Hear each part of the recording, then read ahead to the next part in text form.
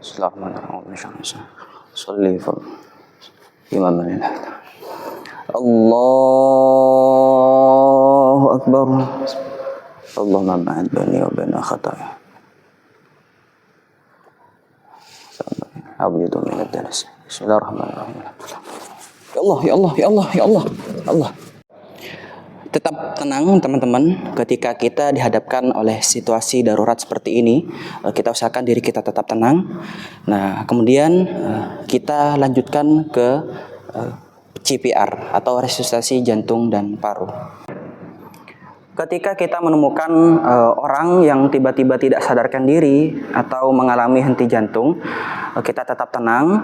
Yang pertama kita lakukan yaitu kita pastikan 3A, yaitu aman diri, aman korban, dan juga aman lingkungan. Kita pastikan diri kita ini aman, memakai alat pelindung diri misalnya lebih bagusnya. Kemudian untuk lingkungan kita pastikan lingkungan sekitar kita aman, tidak ada potensial bencana ataupun bangunan jatuh. Kemudian pastikan kita aman korban atau aman pasien. Artinya pasien di tempat yang aman, yaitu tempat yang bagus adalah yang datar dan permukaannya keras dan sekitarnya tidak ada benda-benda tajam yang dapat membahayakan korban. Selanjutnya, kemudian kita cek kesadaran korban dengan cara menepuk bahu sambil memanggil korban berkali-kali. Pak, bangun Pak. Nah, ketika masih tidak ada respon, kita berikan rangsang nyeri di ujung kuku, kita cubit seperti ini. Masih tidak ada respon, kemudian kita tekan di area ulu hati, kita tekan seperti ini. Nah, jika ketika kita tekan masih tidak ada respon, segera kita panggil orang yang ada di sekitar kita. Pak Bu, ada orang yang tidak sadarkan diri. Nah, kemudian kita minta tolong orang sekitar untuk menghubungi rumah sakit atau nomor emergensi terdekat. Setelah itu, kita lanjut ke cek nadi dan pernafasan pasien. Cara mengecek nadi yaitu di nadi karotis yang berada di leher. Yang pertama, di tengah ini adalah bagian nadi yang timbul. Kemudian kita beralih sedikit ke pinggir yang agak cekung. Kita pegang seperti ini. Nah, jika sudah teraba ada denyutan nadi, nah, ini adalah tempatnya. Karena ini posisinya tidak sadarkan diri, maka tidak ada denyutan nadi. Ketika kita mengecek nadi dan pernafasan, kita dapat melakukannya secara bersamaan. Karena tindakan ini harus kita pastikan kurang dari 10 detik. Nah, caranya apa? Tangan kita memegang nadi karotis seperti ini, dan telinga kita hadapkan ke mulut pasien seperti ini. Sambil lalu kita rasakan apakah ada pernafasan dan juga ada nadi karotis yang berdetak. Nah, jika semuanya ini tidak ada, denyut nadi tidak ada, pernafasan tidak ada, kita lanjutkan ke langkah resusitasi jantung paru. Kita lakukan kompresi selama 1 siklus. Ketika kita melakukan kompresi atau resusitasi jantung paru, yang pertama yaitu posisi tangan kita seperti ini tangan kanan. Kemudian tangan kiri kita di atas seperti ini. Kita genggam seperti ini. Kemudian kita taruh di atas dada pasien. Nah, bagaimana letaknya? Kita ukur dari ujung sini sampai ulu hati. Nah, kita tentukan tengah-tengah dari bagian dada. Setelah kita temukan tengah-tengah dari bagian dada, kita lakukan kompresi di bagian setengah yang bawah, di bagian sini. Kita posisikan tangan seperti ini. Kemudian seperti posisi yang awal. Nah, kemudian kita tekan seperti ini. Nah, seperti itu. Selanjutnya saya praktekkan bagaimana caranya melakukan RJP yang benar. Nah, karena tidak memungkinkan kita menggunakan manusia asli, saya menggunakan gulungan sejadah sebagai manekin. Mungkin sobat-sobat masjid pemuda masjid sekalian dapat berlatih di masjid masing-masing. Ketika ada gulungan sejadah nganggur seperti ini, teman-teman bisa jadikan ini sebagai alat latihan. Nah, caranya kita berada di sebelah kiri korban. Nah, ini adalah kepala korban. Kita berada di sebelah kirinya korban. Seperti cara yang tadi saya terangkan, ini yang kanan seperti ini. Nah, ini yang kiri. Kita letakkan di area yang sudah kita ukur.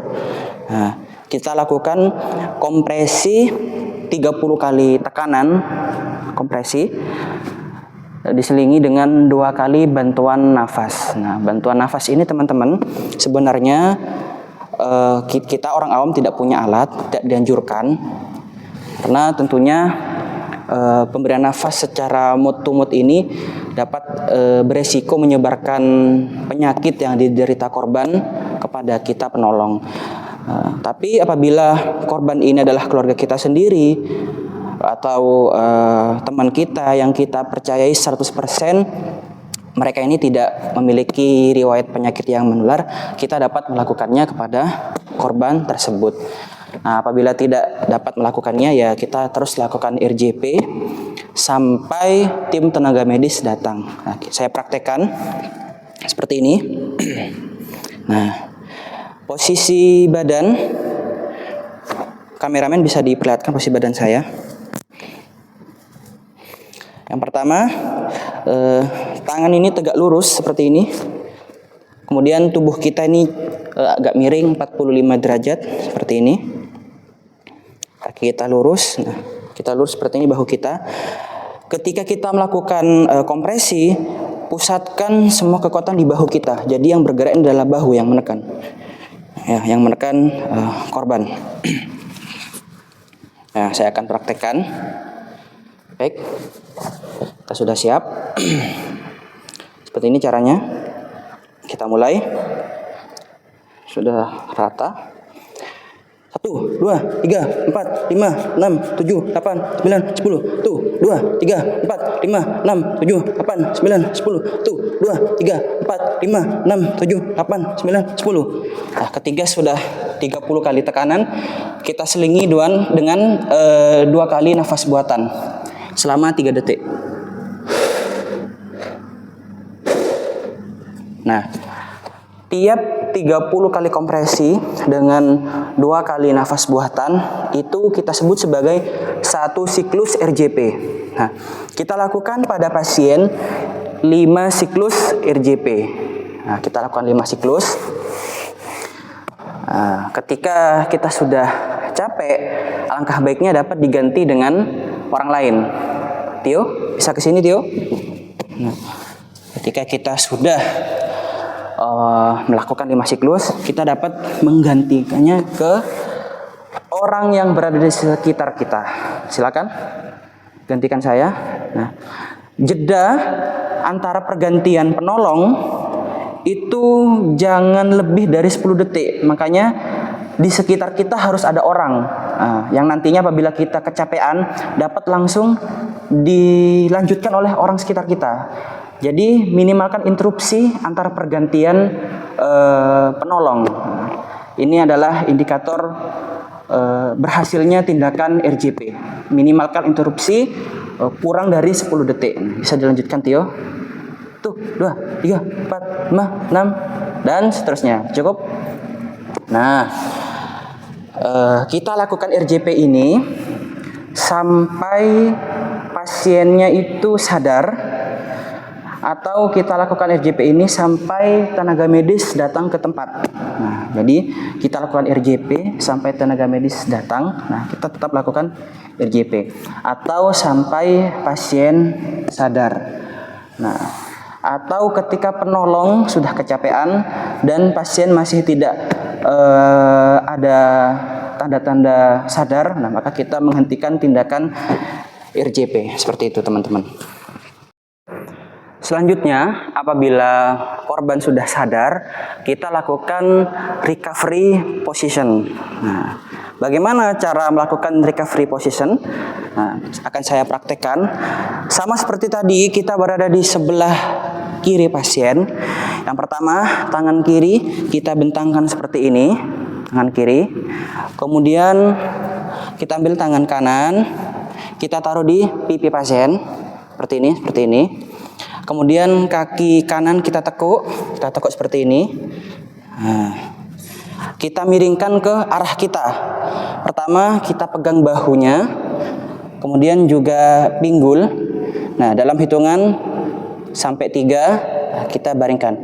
1, 2, 3.